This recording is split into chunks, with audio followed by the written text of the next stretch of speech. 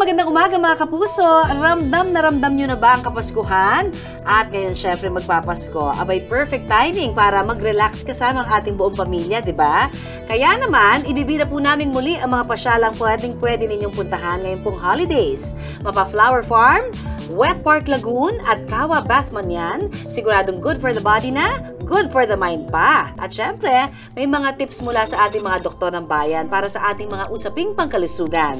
Iisa-isahin po natin yan mamaya. Kaya, lahat ng yan abangan sa aming pagbabalik dito sa Pinoy MD. And we're back dito pa rin po sa Pinoy MD at syempre tulad po ng nabanggit ko, kasama na natin si Dr. Q. Good morning, Doc! Good morning, Connie, at good morning sa lahat nating mga kapuso na kasama natin ngayong umaga sa mga kasimanwa ko sa Antique, mayad nga aga kaninyong tanan. Eto na, Doc, ang mga tanong na nilinya ng ating mga kapuso para sa iyo. Unang-una na dyan, tinatanong kung totoo nga ba na mas prone daw na magkaroon ng osteoporosis ang mga babae na nag-menopause na. Ang tanong na yan mula naman kay Aurora Movilla. Totoo yan, Aurora, kasi ang osteoporosis ay talagang expected event yan sa isang babaeng nagme-menopause na. No? During menopause kasi, mababa ang estrogen level ng isang babae kasi wala ng production sa ovary, kaya ito ang nakaka-apekto sa bone health na nagiging brittle, nagiging weak ang bones, kaya very prone to fractures ang mga babaeng menopause na may osteoporosis na.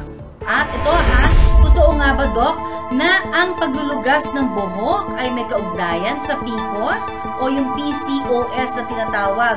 Tanong mula kay Rosita Kukal. Isa sa mga simptoma ng babae na mayroong polycystic ovary syndrome or PCOS ay yung male pattern baldness, at ito ay nakikita natin na nandalagas yung buhok ng isang babae along the crown of the head. So ito ay dahil nga mataas ang androgen level o itong hormone ng mga lalaki na nakikita sa mga babae na may polycystic ovary syndrome. Pero kung gusto pang i-level up ang relaxation, may mga makabagong manghihilot. Gumagamit ng dahon ng saging, rattan sticks, at pati ng apoy. Isa na rito si Michael na halos 2 dekada ng manghihilot. Ang tradisyonal na pagmamasahe, ihahatid niya sa inyong bahay with a twist. Nagsimula ang lahat nung ako ay nakapag-aral ng reflexology course panahong 2006-2008. Nag-organize ako ng mga community outreach project like a wellness team. Then nag-conduct po kami ng mga medical mission sa mga barangay. At the same time, dahil doon, na pagbuti ko yung aking paghihilot sa larangan ng wellness massage. Dahil sa mga kakaibang teknik na ginagamit sa panghihilot, si Michael nanalo ng gold medal sa International Massage Championship sa Greece noong nakaraang taon. Michael Batilon from Philippines. Overwhelmed, parang nakaka-proud dahil doon lalo ako nag-motivate na mag-grow. Challenging, gusto ko ulit sumali, ganun, para mag-overall champion sa susunod. Inihanda muna ni Michael ang likod ni Jo Marie sa gagawing hilot. Tsaka biglang nagpaapoy. Ang mga dahon ng saging, pinahiran niya ng coconut oil at tsaka idinarang sa apoy. Ang dahon, dahan-dahan niyang pinadulas at idiniin sa likod ni Jo Marie. Ang tawag sa ganitong procedure, banana scanning. Pinuno ng pinainit na dahon ang likod at mga braso ni Jo Marie. Hindi pa tapos ang mainit na massage si Jo Marie dahil isinunod na ni Michael ang fire touch therapy. Nagsispray si Michael ng alcohol sa parte ng kanyang sisilaban. Tsaka niya tatapikin para mamatay ang apoy. Yung hindi naabot ng hilot, aabutin ngayon nung penetration, nung init, nung fire touch. Pero doble ingat. Dahil ayon kay Dr. Hubert Ko, delikado ang ganitong hilot technique kung hindi profesional ang gagawa. It actually helps relieve the pain. Pero sana yung gumagawa ng masahe is someone who is trained to do that. there is a very, very strong chance that pag hinilot mo ang baling buto, lalong lalala yung nabalian na buto. Lalong lumalala ang fracture na tinatawag. Tradisyonal o makabagong pamamaraan man, mula buhok hanggang sa ating mga buto-buto, dapat laging ligtas at sigurado. Ngayong holidays, perfect time mag-relax at magpahinga kasama ang buong pamilya. Naisip mo na ba kung saan ka pupunta?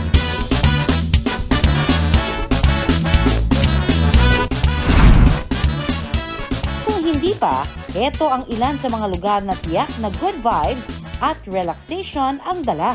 Susunod, ito naman, ang pangamba ng ating kapuso kung delikado ba daw na lumabas sa resulta na meron siyang bukol sa matres. Ang tanong naman na yan mula kay Robsky Pailon Estonia. Hindi lahat na bukol sa matres ay tinatawag nating malignant. No? Usually, ang mga tumor sa matres na tumutubo dyan ay tinatawag nating myoma or fibroids na ito ay epekto ng high estrogen level at ito ay benign tumor lamang at very seldom or very rare na ito ay nagkukos ng cancer later on. Pero may mga bukol din na kailangan tutukan natin kasi pag masyadong malaki, masyadong mabilis ang paglaki nito mga bukol ay pwedeng ito ay isang malignant change. Sa bakura na ito na mag-asawang sina Alain at Alvin Abastilla sa Tayaba sa Quezon Province, umaga pa lang, inihahanda na ang mga tubig sa naglalakihang mga kawa. Tsaka isinasalang sa apoy. Hindi para paglutuan, kundi para daw pagliguan.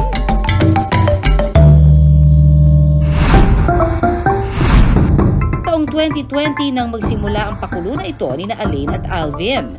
Dahil hilig nila ang mag-travel, nainganyo silang gayahin ang Kawa Bath na nakita nila nang minsang magbiyahe sila sa Bali, Indonesia. Pag po mga may extra time kami, nagta-travel po kami at na-experience po namin yung mga kakaibang relaxation po para sa atin po. At saka ang asawa ko po kasi ay mahilig sa nature, mahilig sa halaman, pagtatanim, kaya po nagkaroon po kami ng concept na ganitong relaxation po and spa. Ang tubig sa Kawa Bath may init na umaabot ng hanggang 42 degrees Celsius. Ito naman po yung nag-a-adjust namin kasi bago naman po ito maisalang sa aming guest, pinapa-temp naman po namin. So may temperature din po kami nilalagay, pero minsan meron po tayong guest na hindi gustong mainit. So kami na lang po ang nag-a-adjust kung gaano kainit ang gusto mo. Pero kung gusto mo naman daw na mas relaxing na Kawa Bath experience, pwede ka rin daw maligo sa gatas. 100 pesos ang bote ng fresh milk na pwedeng ihalo sa tubig na iyong pagbababaran. Ito po ay nagpapaganda at nagre-rejuvenate ng kutis. Ito po ay maganda para po maging smooth ang skin pa rin. Milk actually contains oils, parang may mga moisturizers po, proteins, it also contains lactic acid, no?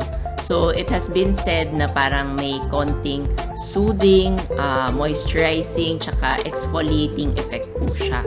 Pero, hindi rin po kasi ito para sa lahat ng tao. May mga iba po, lalo na yung mga iba na may milk allergy po. Pwede pong mas lumala yung kondisyon nila sa balat. Kung gusto mo raw ng good vibes, punta na sa Perlas ng Silang sa Silang, Cavite. Nais patang i-develop ng horticulturist na si Boyet ang isang parte ng kanyang 3.5 hectare lot para maging flower farm.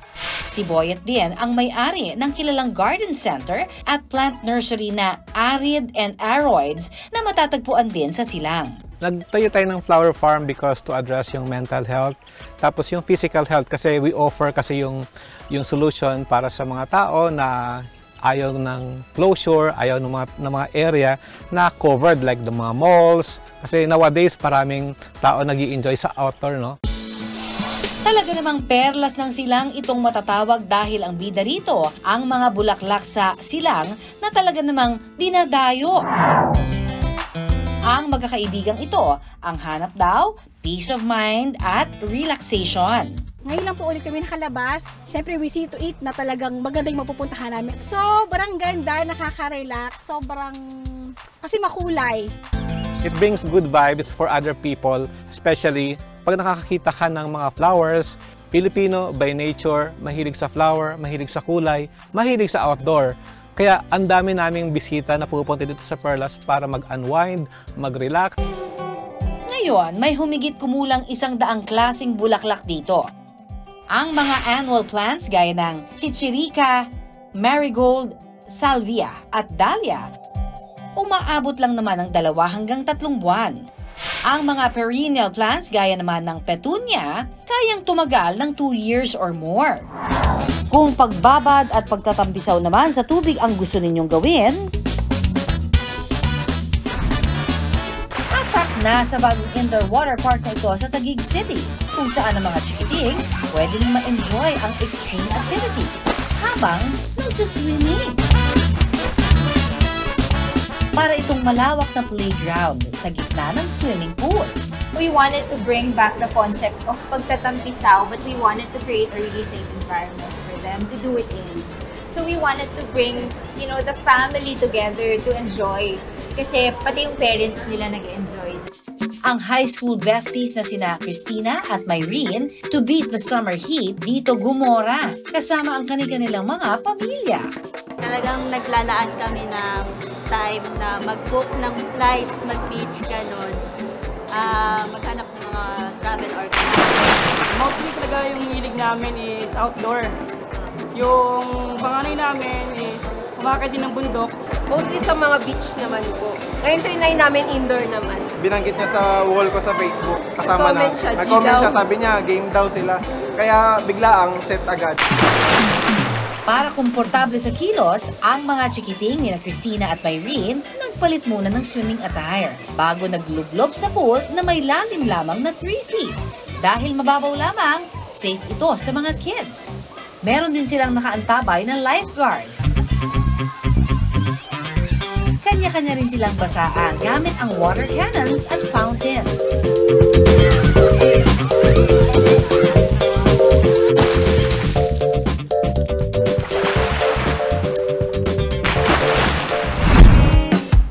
Wang-tusawa rin silang nagpadula sa giant, couple, at loop slides. Sarap! Nakatutulong ang mga ganitong klaseng physical activities para ma-improve ang balance, coordination at motor skills ng mga kids. Mas nagagamit din nila ng mabuti ang kanilang energy.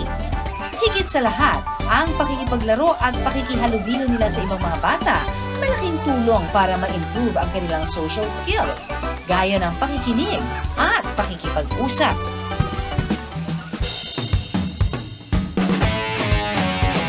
Ang mga ganitong pagkakataon, minsan lang natin maranasan sa isang taon. Kaya, para ang mind ay maging healthy, sulitin ang bonding kasama ang friends and family. At ito na, mula naman kay Yami Gaborno, kailan masasabi daw Doc kung cancerous na yung bukol na nakita sa kanyang dibdib? Hindi naman lahat na bukol Yami sa dibdib ay cancerous. No? So paano natin malalaman kung ito ay benign lamang or cancerous? Ang doktor ang nakakaalam dyan kasi kung sa tingin niya ay kailangan i-biopsy yan, kailangan nga makikita natin kung ano yung pattern ng mga cells dyan sa bukol na yon. Doon natin makikita kung ito ay malignant or cancerous or benign lang. Ibig sabihin, hindi siya cancerous. So kailangan talaga dito biopsy. At ano kaya ito naman ang dapat gawin kapag nakakaranas ng bleeding ang isang buntis? Ang tanong mula kay Joraline.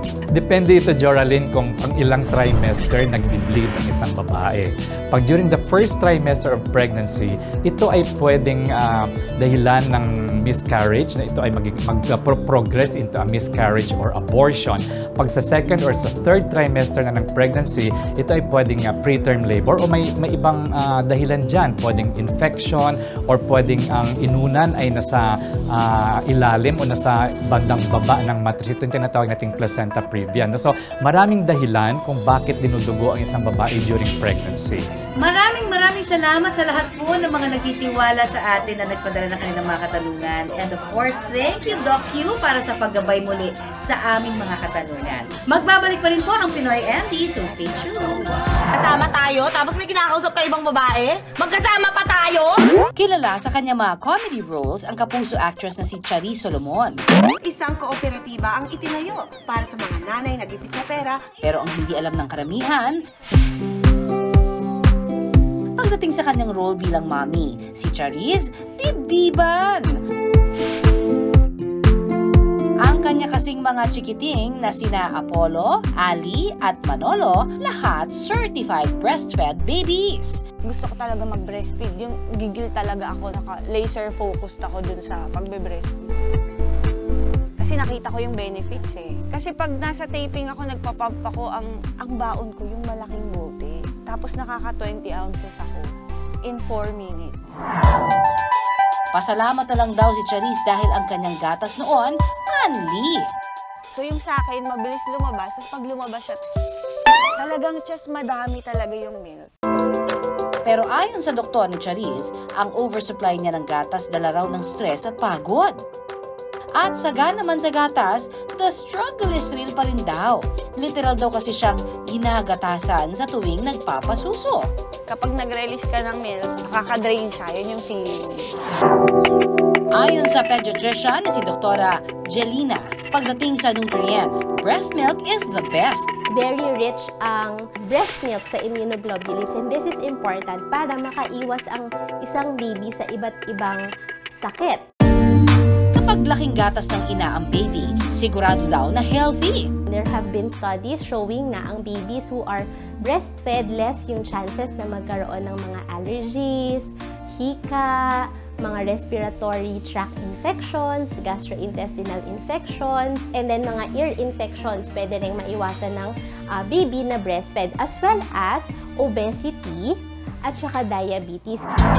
At para naman sa mga breastfeeding moms tulad ni Charis, di ba pagkapanganak ng mom, ang uterus niya kailangan mag-contract. Pag nag-breastfeed siya, makakapag-produce si mommy ng oxytocin na nakakatulong para mag-contract yung uterus ni mommy. And then as mommy breastfeeds the baby, in the long run, parang nakaka-burn si mommy ng calories. So easier din yung pagbalik ni mother sa pre-pregnancy weight niya.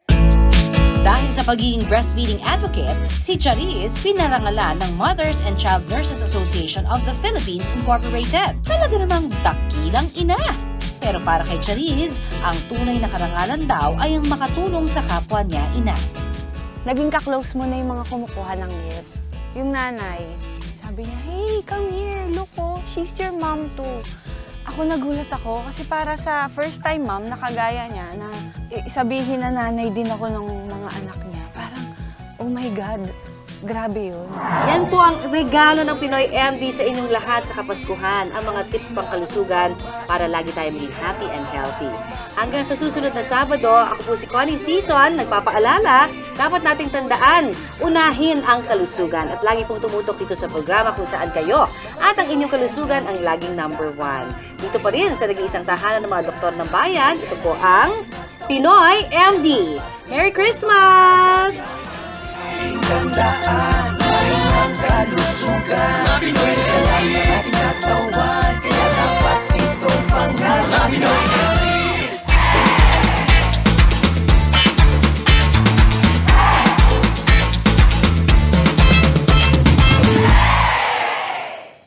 Maraming salamat sa pagtutok sa Pinoy MD. Para po sa iba pang kaalaman tungkol sa ating kalusugan, mag-subscribe na sa GMA Public Affairs YouTube channel. And of course, don't forget to hit the bell button for our latest updates.